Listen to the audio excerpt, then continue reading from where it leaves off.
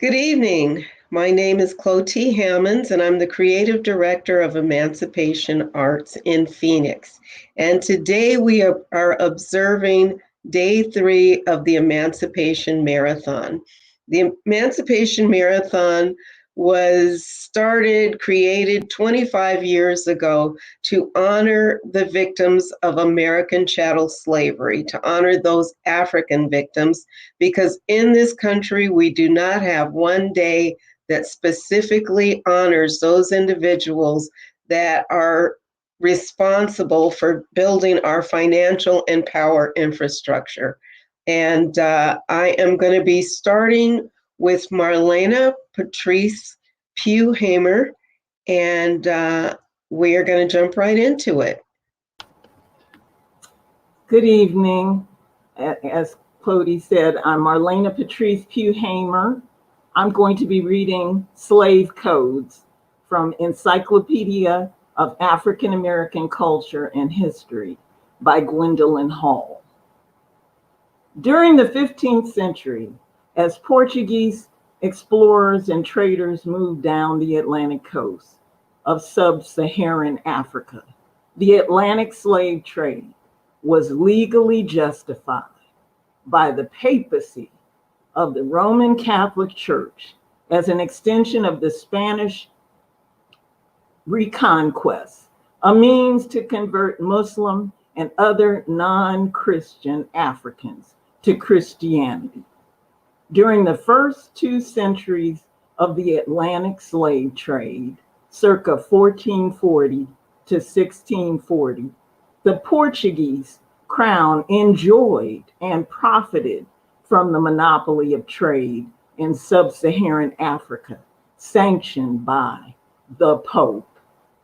Iberian law was deeply influenced by Islamic slave law, which was derived from the Quran. It was quite complex and contained provisions for humane treatment of slaves.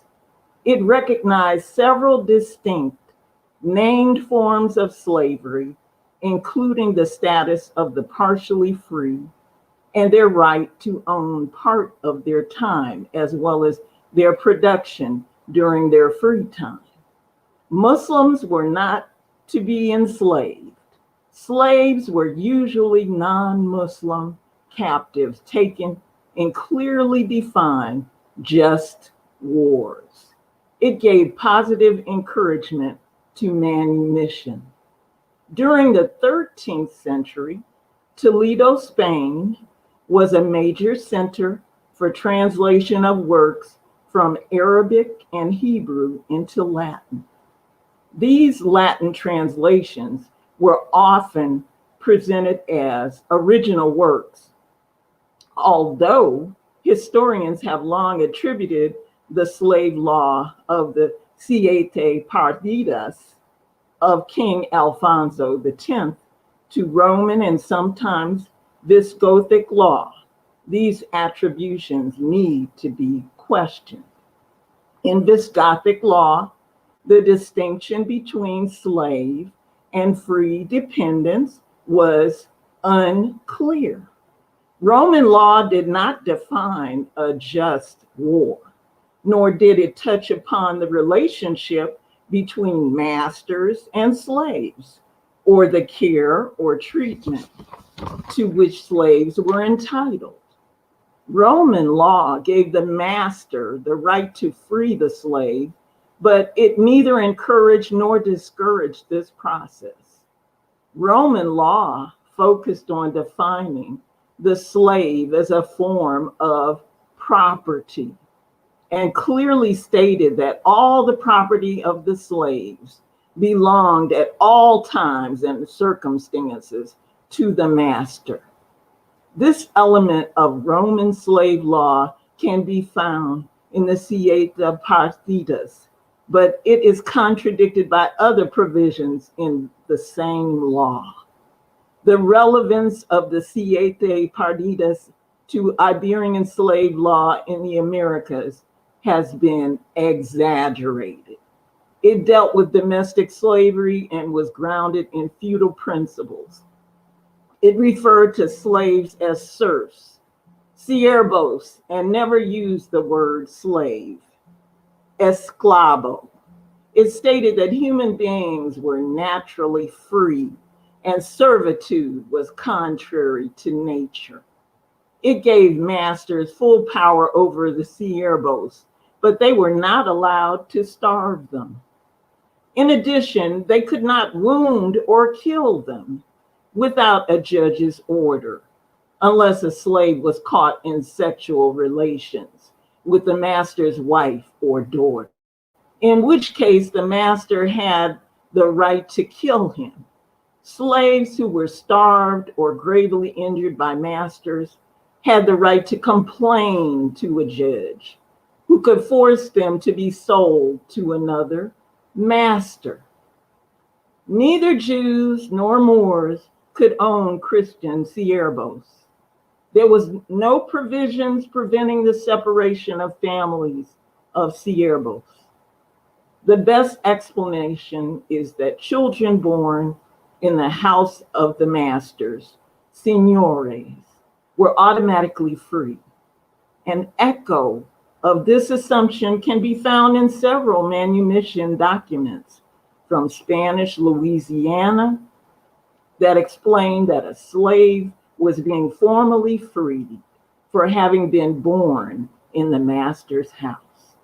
But the silence in Iberian law about protection of the family resulted in the highest level of slave family breakup in the Spanish American colonies, higher than in French and even in British colonies. The crowns of Spain and Portugal were merged between 1580 and 1640, and African slavery began to develop in Brazil after this merger. The Cieta Pardidas of King Alfonso X was, in theory, relevant to both Portuguese and Spanish America. The Portuguese Manuelin ordinances of 1521 had little relevance to Portuguese America. They required the baptism of all Black slaves and contained some very specific marketing regulations applying to finders of lost birds, slaves, and other property, but they were silent about treatment of slaves by masters. Portuguese wealth derived overwhelmingly from taxation of international trade and the creation of far-flung trading posts throughout the world. The bureaucratic and religious reach of the Portuguese Empire was therefore weak. In early colonial Brazil, Portuguese settlements remained largely on the coast until the discovery of gold and diamonds in the interior at the very end of the 17th century. Laws protected of slaves, including the slave family, were promulgated in Bahia, Brazil, in 1720. They were contained in a large general code called the Constituição do Arcebispado da Bahia de 1720, which emerged from a meeting of the priests. It provided that a master could not prevent his slaves from marrying and could not separate the members of slave families. These protective measures arose out of conditions in Brazil, where slaves were frequently married in the church.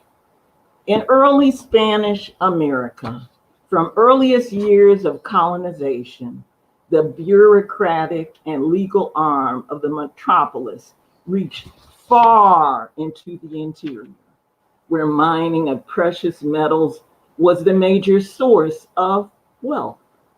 Nevertheless, there were very few laws or legal cases in Spanish America demonstrating royal concern with the protection of Black slaves. Spanish law in the Americas focused on protection of Indians, not Blacks. Indian slavery was outlawed, and slave law focused almost entirely on the policing rather than the protection of Black slaves and on minimizing their contacts with and influence upon Indians. The Spanish Slave Code of 1789, containing protective regulations for slaves, was copied to a great extent from the French Code Noir, but without its clauses protecting the slave family.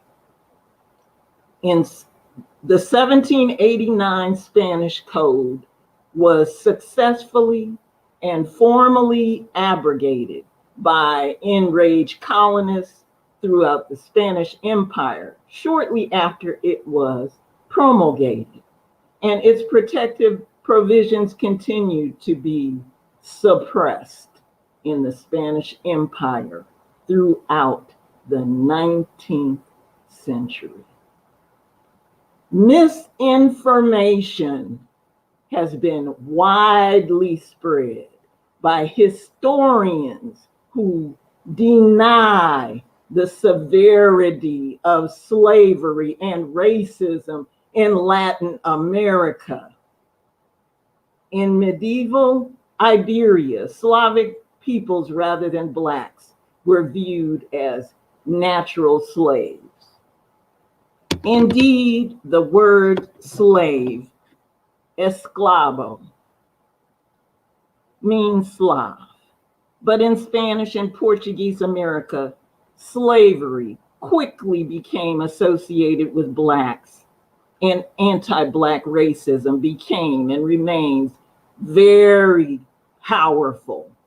Aside from varying legal traditions, the intensity and forms of racism throughout the Americas varied over time and place, depending on a number of important factors.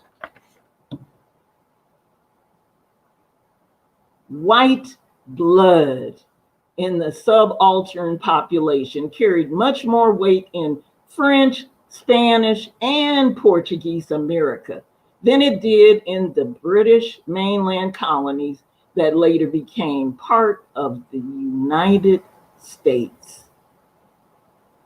In Spanish and Portuguese America, corporatism was the foundation of law. It made legal and social distinctions based on comparative amounts of white blood within the population and the number of generations individuals were removed from slavery. Thus, Iberian law made important distinctions among non-whites, a very efficient mechanism of social control in societies where the Spanish and Portuguese were usually a small minority, except in strategic colonies and at times and places where Blacks and mixed bloods were especially needed for police and military reasons. The enforcement of legal protection of slaves and encouragement of manumission by colonial authorities were spotty. During the Latin American Wars for Independence, many mixed blood and Black slaves were manumitted by both sides in return for military service. Thus, colonial administrators in Ibero-American colonies used free Black and mixed blood layers within the subaltern population to control the slaves. Unlike Ibero-America, British America tended to lump all peoples with any degree of African ancestry together. Some scholars from the United States, impressed by these formal contrasts with racism in their own country, have at times unjustifiably accepted Spanish, Portuguese, and elite Latin American myths of mild slavery and benign racial relations in Latin America. But throughout the Americas, restrictions on manumissions and racially exclusive attitudes increased over time. British colonizers in the Americas lacked a tradition of slave law upon which to build. British law was based on common law rather than legal codes. British slave law was established over time through precedents set by case law. Early preoccupations were the distinction between slavery and indentured servitude, and whether slaves who converted to Christianity must be freed. Once slaves were defined as property, what kind of property were they? Were they real estate attached to the land, or were they chattel to be mortgaged, inherited, and or sold separately from the land, a process that undermined primogeniture? Could slaves brought to England, where slavery did not exist, be forced to return to America with their masters and return to slavery against their wills? French slave law was again different.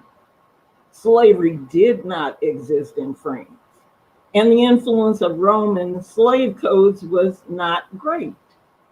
The Code Noir was first promulgated in 1685 for the French West Indies after a careful study of the conditions existing in these colonies.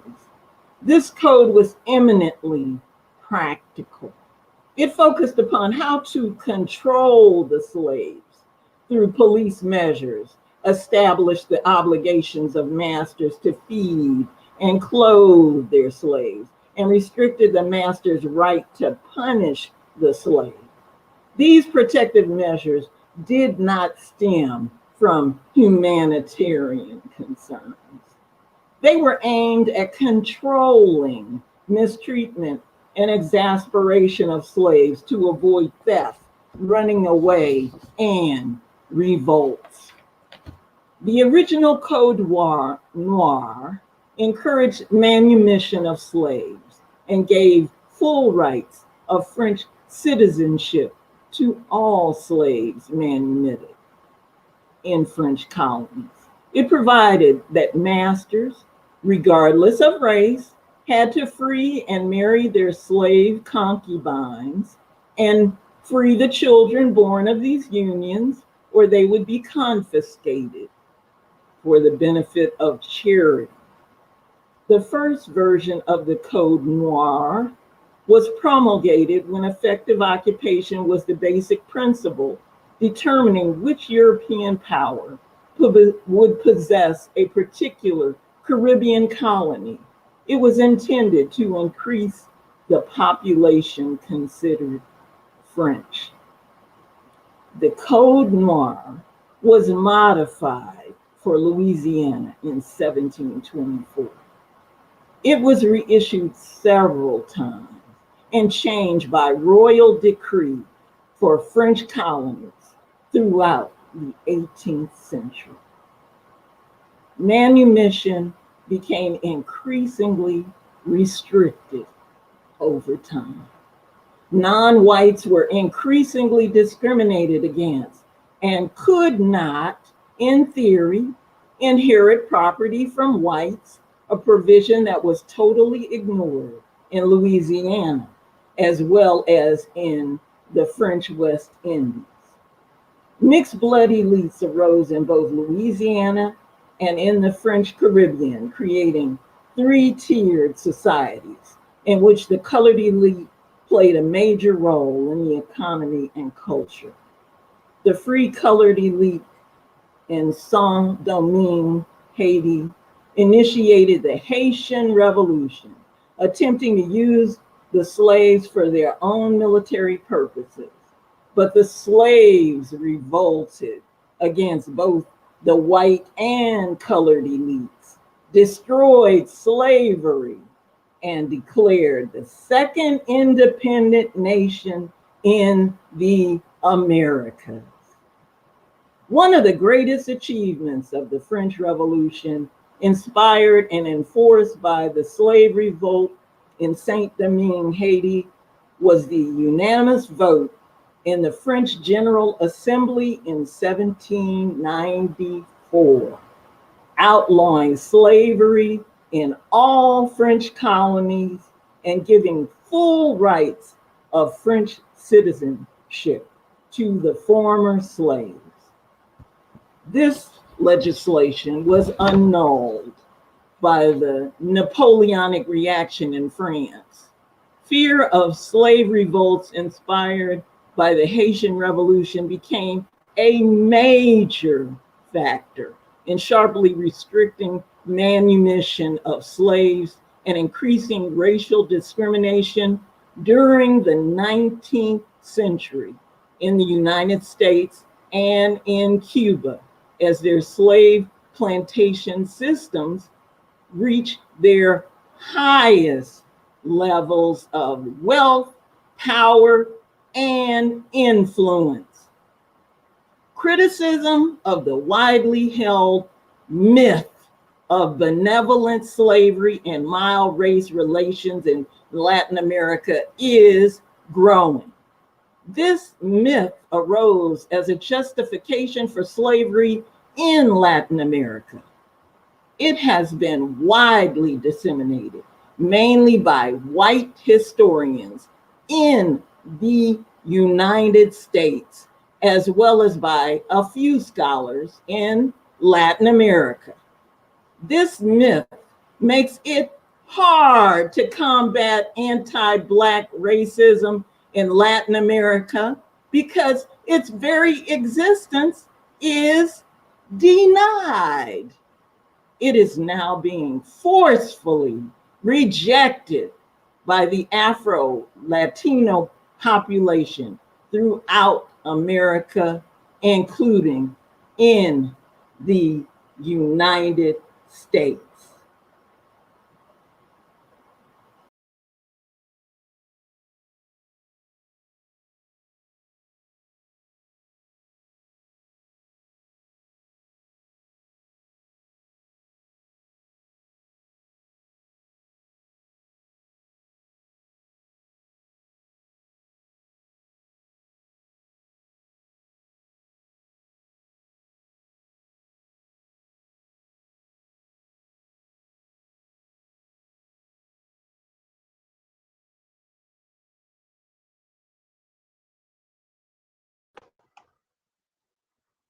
You're muted.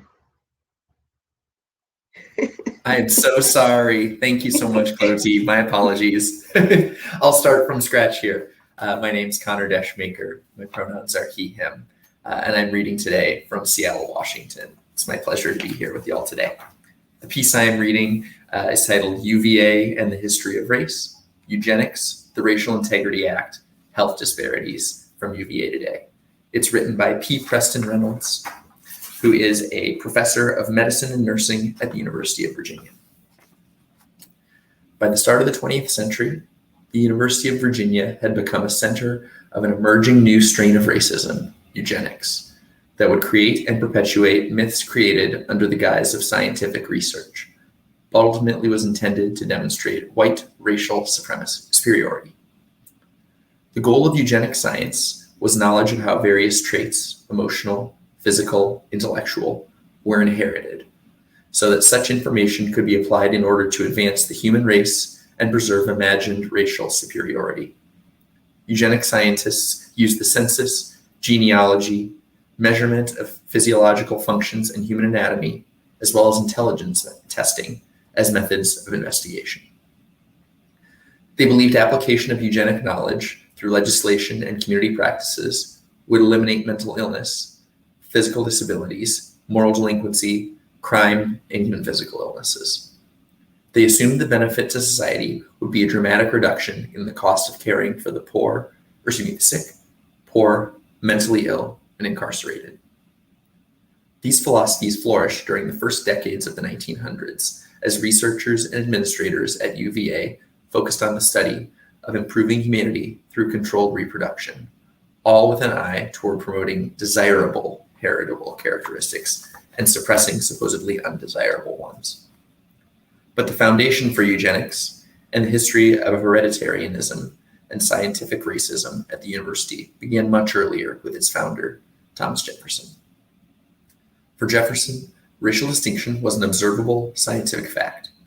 In Notes on the State of Virginia, Jefferson described his slaves at Monticello as, quote, lacking beauty, emitting a very strong and disagreeable odor, were in reason inferior, in imagination were dull, tasteless, and anomalous, participated more in sensual activity than reflection, never conversed in thought above the level of plain narrative, and were never seen producing an elementary trait of painting or sculpture. Deeply grounded in the methods of Enlightenment science, Jefferson's observations were regarded as concrete phenomena, in part because in this tradition, observation was the tool of natural science.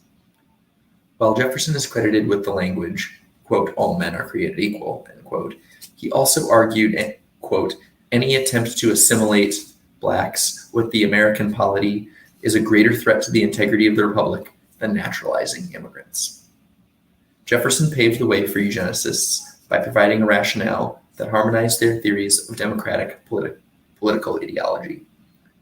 Just as Jefferson argued that self-preservation was the nation's highest moral imperative and its first law of nature, later Virginia eugenicists sought to deprive the procreative liberties of blacks, poor whites, and the mentally defective to prevent them from destroying the lives of other Virginians, particularly affluent whites, through genetic pollution. James Lawrence Cabell received UVA's highest degree, a master's, in 1833. After finishing medical school at the University of Maryland and medical training in Europe, he returned to UVA as its third professor of medicine. During his 52-year tenure at UVA, Cabell rose to serve as chair of the faculty.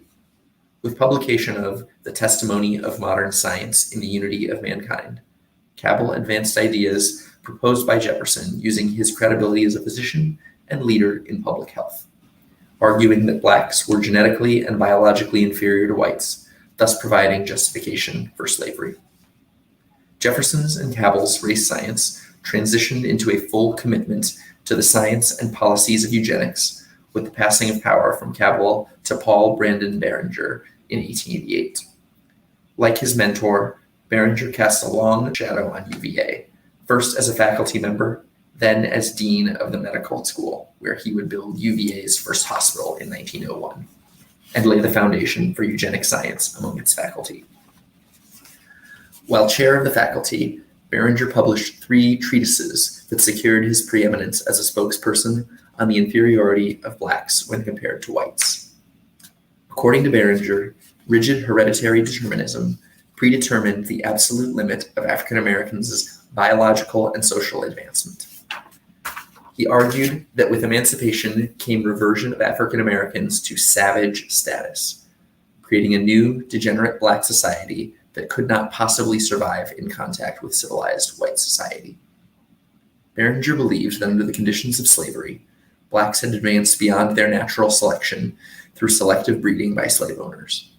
With emancipation came reversion of African Americans to their original savage nature, which put them on a path toward extinction, accelerated by an irrational procreation, which further exacerbated their genetic inferiority and susceptibility to disease and criminality. The drastically high incidence of tuberculosis, syphilis, and typhoid fever among African Americans, locally and in cities around the country, indicated nothing to Barringer about overcrowded housing or lack of clean water, sanitation, or safe meats and pasteurized milk. Instead, the high morbidity and mortality rates of African Americans proved the genetic unfitness of a markedly criminal race. Without white intervention, Barringer condemned blacks to a life of barbarism and death. To Barringer, the Negro problem was more than a political problem.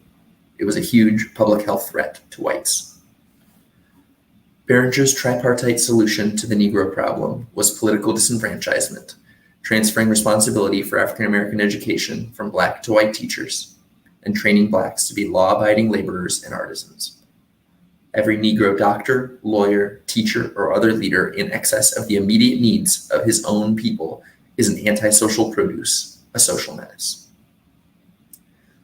Eugenics flourished under the leadership of President Edwin Alderman, 1903 to 1927, as he set out to build the research base of the university with recruitment of leading men of eugenic science into schools across grounds.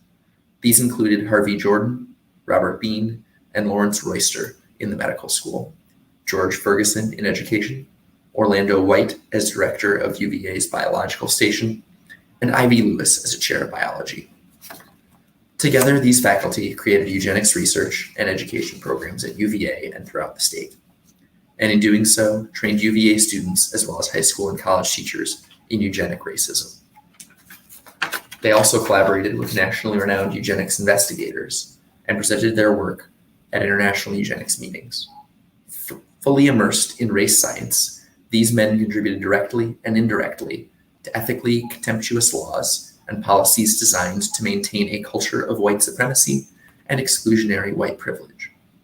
A comparison study published by James Barksdale in 1949 of health, education, and welfare services of whites and blacks in Charlottesville confirmed the impact of eugenics on local policies.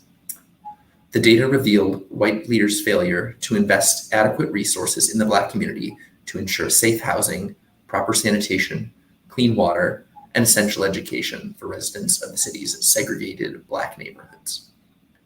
UVA alumni, including a Surgeon General of the U.S. Public Health Service, Dr. Hugh Smith Cummings, and two Assistant Surgeon Generals, Dr. Taliaferro Clark and Dr. Raymond Vanderleer, took eugenic racism into the rural tobacco fields of Alabama.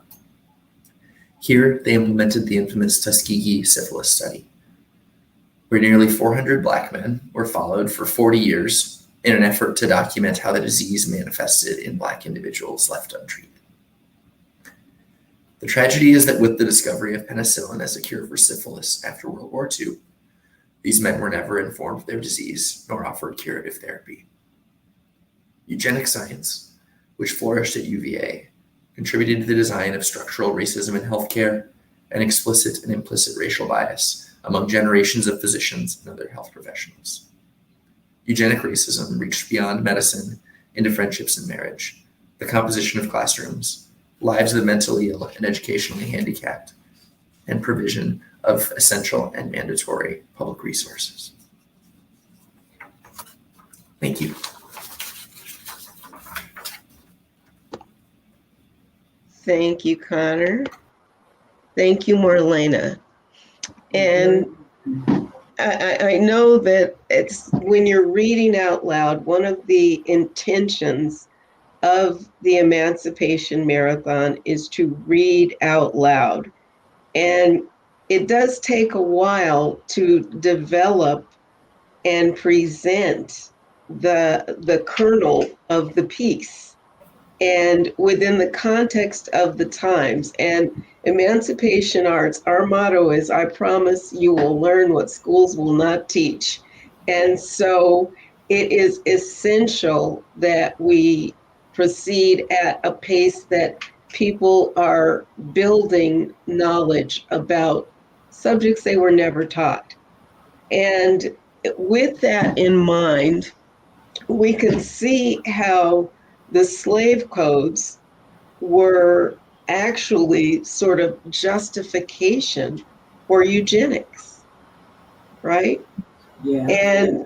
And when you think about even current day healthcare and current day laws and current day application of various policies, be they financial or what have you, we can still see some of those elements within our present day. And as you were reading the slave codes, Marlena, what sort of resonated in your mind and you thought, wow, that has not changed much? Well, wow, that's a loaded question because there were many things. Well, And, just give me a couple. okay, well, the whole thing, well, the one about the white blood and and what made you black. You know, the distinctions of, well, people have always, well, I won't say always, but some people have said race are just constructs, you know, to get certain things done and so on. Because I went to that race exhibit several years ago that was at the Science Center, and they were showing us the origins of race, and basically all of us came from the same source, so to speak. That was what they were saying. But getting to my point, that one drop of black blood, you're black. That's, you know, that still resonates. And people, that we have so many more biracial, triracial, or whatever, um, even in our own families. Yet, to mark on the paper at school, you either decide you want to be called black or mark other. So that was one of the standouts, and the fact that we're treated like we're not human beings, and of course we'll go to George Floyd for that. Sadly, that uh, we're not considered real people, and they can make up laws to fit their needs for wealth and advancement, and we're just, you know, a tool for them, and the way we're listed as property with other things that are inanimate. So that's very insulting. And Connor, what within what you were reading stood out to you? Now, you are a totally different generation, and I don't know if when you were in, let's say, high school, they taught you anything about eugenics. Yeah, only in the context of someone that was not the United States. Um, it's something that other countries did and that we didn't do. I think that there may have been a sentence alluding to, the maybe Tuskegee. I'm not 100% sure, but it's definitely not something that was ever really dwelled upon or reflected as something that happened very intentionally and is still happening, and is still being brought up, monthly. Right. It seems like from tech utopianists, honestly, at this point. Absolutely. And of course, you would never be told that American eugenics influenced the Nazi experiments at all, which in fact, of course, they did. Yeah. And also, Connor, because you are a different generation, I'm very, very happy to have you here having this discussion, because we have seen during COVID where they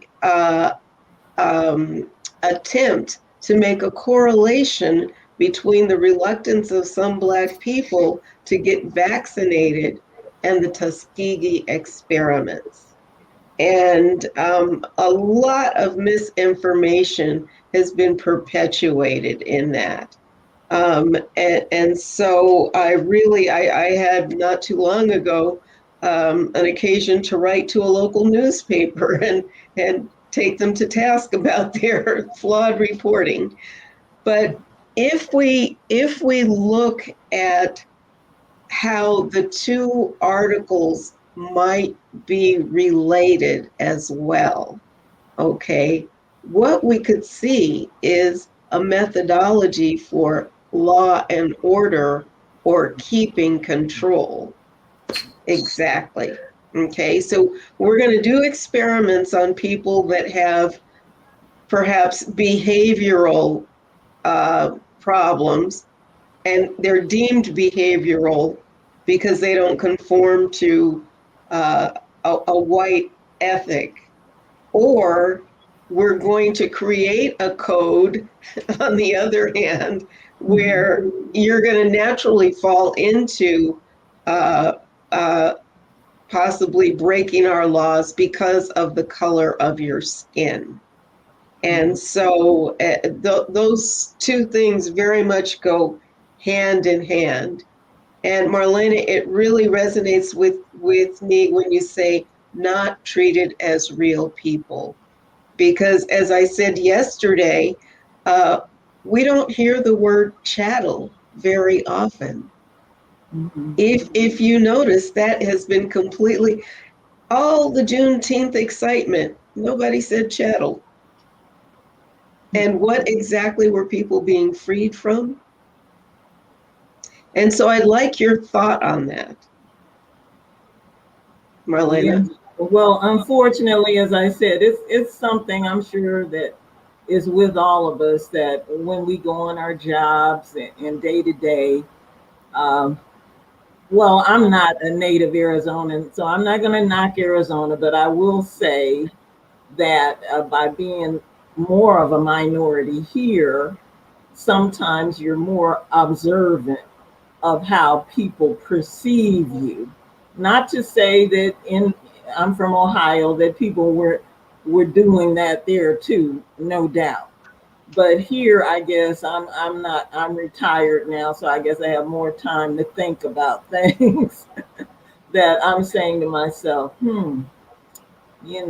she's talking to me like I don't know anything, and that kind of thing. And I know people have told us, young people of all ages, people of color, have said how they were treated as if they couldn't figure out what 1 + 1 is or something.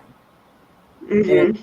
possibly they're more experienced than that other person. So that's difficult, because especially after you go to college, get degrees, you figure I know something. So treat me like I know something. And And I get student debt. Let's not leave that out. and I won't I don't want to bring profanity into it, but they said when you get a PhD, you're still a Yeah. I know Yeah. you've heard that expression. Yes, I have. Yes, I have many times, many times. And speaking of, traveling and going to different places, there can be a very consistent experience of racial profiling. And I really don't care where you go. But Connor, I'm going to pose this to you, in that I know you lived in Phoenix for a long time and now you live in Seattle. And I've been to Seattle many, many times. And I understand that there are more mixed race people there now. But when I used to go there for work, I stood out. And it could be very uncomfortable. And as your experience, you've done so much in the arts community and been so accepting of all kinds of people. And very often many mixed race people would attend your shows and so forth. And you actually gave them a safe haven. What do you think, it's the truth, what do you think might be a way that we could spread some safe havens throughout and expand that idea? Oh gosh. Speaking, I guess, as best as I can to my personal experience with it, is figuring out how to build platforms, really, where the perhaps the person who is the keeper of the space is as little involved as possible, really, except in finding folks who clearly have a vision. Oftentimes they are folks who have experience doing that, and oftentimes folks who do not. and saying, hey, here is a space that I have access to. And here are resources that I have access to. How do you see yourself being able to use those kinds of resources? I have no parameters for what I, want you to do or not do. I just can tell that you have a distinct perspective and interests and vision. And, I guess like now in my current work, which is with a professional association for architects, it's the same kind of thing where there's a large array of committees that really my only object is to provide them with the infrastructure to do what will give them and their community the resources it needs, or the information it needs, or the community that it needs. So yeah, I think safe haven very much comes from like being able to connect people who have like capital or space or whatever the thing is with anybody that has a vision or an idea, and being able to like just seed all of that power. I've never liked being a curator. I've always liked being just a like facilitator for other people's curation. And you did it very well. Oh, thank you. Thank you. Also, one of the things, that has, that people use coded language in healthcare when they talk about the determinants of health. And very often you go where your insurance tells you to go. You do not have the choice to pick someone that is culturally competent. You will never know that. And as determinants of health, they talk about genetics and your lifestyle, your nutrition, your environment, and obviously your medical care is important. And in those capacities, the people that you rely on very often are making, perhaps they're unaware of their biases, but they are making judgments about you. For example, I went to a doctor once and he didn't look at me, he just started writing a prescription. And I told him, dude, I'm not taking any pills that, but he had made an assumption about me. And very often people are reluctant to repeat medical procedures or consult with certain physicians simply because they know that even though it's not spoken, we're having these judgments. You can feel the electricity in the air that, when my insurance changes, I'm not coming back here. So in the piece that you read, Marlena, they actually did have codes that allowed the treatment of enslaved people to be, contrary to what they claim, to be treated as inhuman. And it's spread by color. And when you think about that, it also, Connor, spread by color in the medical profession as well. When I work with high school students, I ask them if they know where their grandparents were born. And some of them can tell me. And I ask them, were they born in a hospital? Because hospitals were segregated. And they are stunned at the fact that someone other than a doctor is delivering babies. And so, this is not ancient history, and this is something in their very own families. And so I am very much determined that they have that information. and that they understand what healers did, that they understand what midwives did, that they understand even better what it means to care for yourself holistically. That to me is extremely important. And so I'm going to get your input on that, Marlena. Well, I'm not sure where to go with this, but I will say since I've been here, I'll just talk about my coming to Arizona and how my health care has been first. I'll speak on that. I feel as if, fortunately, one doctor was recommended to me by a relative.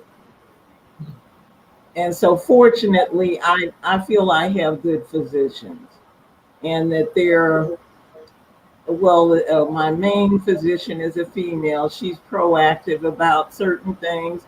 I know, like, vitamin D, for instance, like you said, they have their go-to things about Black people. But if I'm vitamin deficient and she wants me to take a vitamin, I'm okay with it. So there's certain things that I don't object, but she wasn't immediately writing that for me. She gave me tests and we went through procedures, so there are no assumptions. But I do kind of get a little bothered with the question sometimes when you go and you're like, are you diabetic? And you say no, and they might ask you that more than once. And you're like, I already told you I'm not. So why do I have to keep answering that question? So yes, and it's terrible. It might be terrible to say, but I have some people who say only go to Black doctors. But if you're in Arizona, you're not going to necessarily go to a Black doctor. So you back in Cleveland, yeah, there were a whole mess of them. But we won't say all of them were good either. So it's as far as how to pick your health care and so forth, yes, it's a money thing oftentimes, but obviously getting second and third opinions, which people in our community may not, they may not have liked that first doctor, so they're not going back. Yeah, so Black people, as we were saying, they're reticent about going, and because of like the eugenics issue is, and people, we're talking about that again, as you pointed out. Some people still are not going to get their COVID shots. Now, I did take the shots. I'm not saying I had to wait a while, but I was like, hey, sign me up. So, Well, my reference isn't to people that won't take it, okay, but given an opportunity to learn about it, and if you look at our state statistics, you will not find the numbers for Black people that have been tested, that have been diagnosed, that have been hospitalized or treated, or have died of COVID. They do not have those statistics. yeah. And I have followed through with the county on that, and the state, and they do not have those statistics. However, they can give us statistics about other groups. Well, so what was their answer? Are they working on it, or are they just not going to do it? The answer is largely double talk.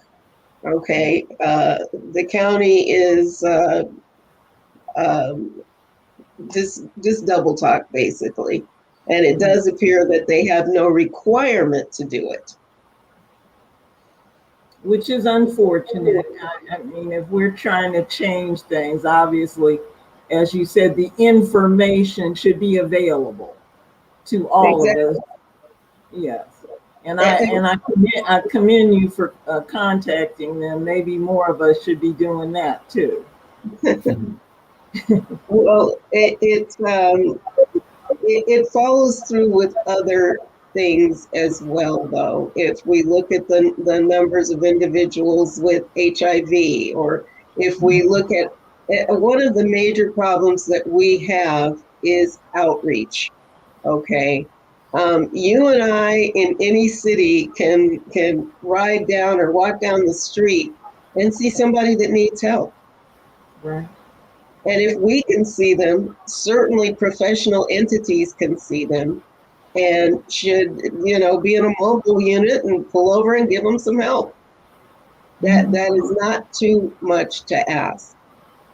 And I really would like to see that become part of a national health scheme. Well, they do. I'm not saying they're doing gangbusters, but more for feeding the homeless and so forth. There more is being done in that area. Obviously, we even need more so, but Not so much. I'm sorry. I can't even agree with you. They're doing a horrible job. Some churches are do it every week or weekends or something. It should not be faith-based. It should be human-based.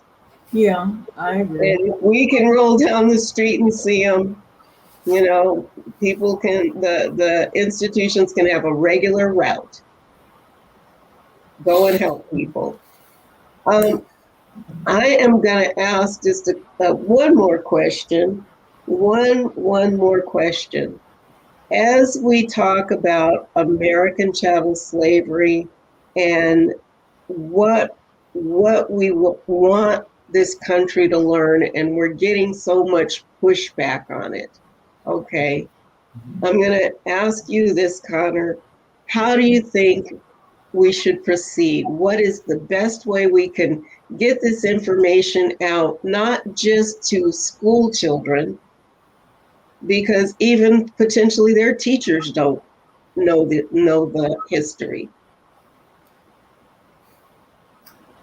I mean, it certainly is a big question, and I think the key is fearlessness amongst people who are care about this at all, to continue to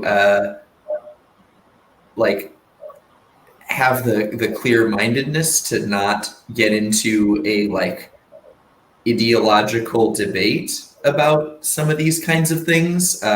I mean, the boogeyman term is critical race theory, but that encompasses so many more things than just critical race theory, which is one thing, in a multitude of theories and schools of thoughts and histories, and that we have not been taught. So yeah, I mean, organizing folks who believe that we need to make these kinds of changes to be able to fight with the same ferocity as the people who are against the teaching of these things, and also to be, again, not get lost in the minutia, but to focus on these broad things that we know to be true, of our country's history.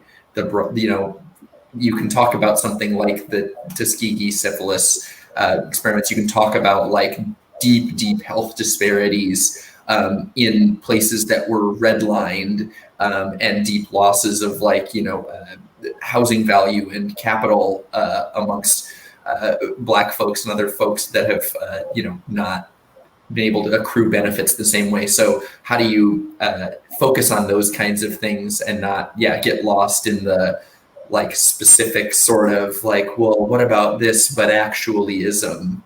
How do we just keep pushing the issue that we should tell the true story of our country and the true history of how chattel slavery still is deeply affecting where we're at, without flying down all of these side tracks. Exactly. I totally agree with that. And Marlena, I'm going to let you have the same question, and we're going to wrap it up here. So we'll go out on whatever words of wisdom you have for us. Wow. I obviously his answer was really good.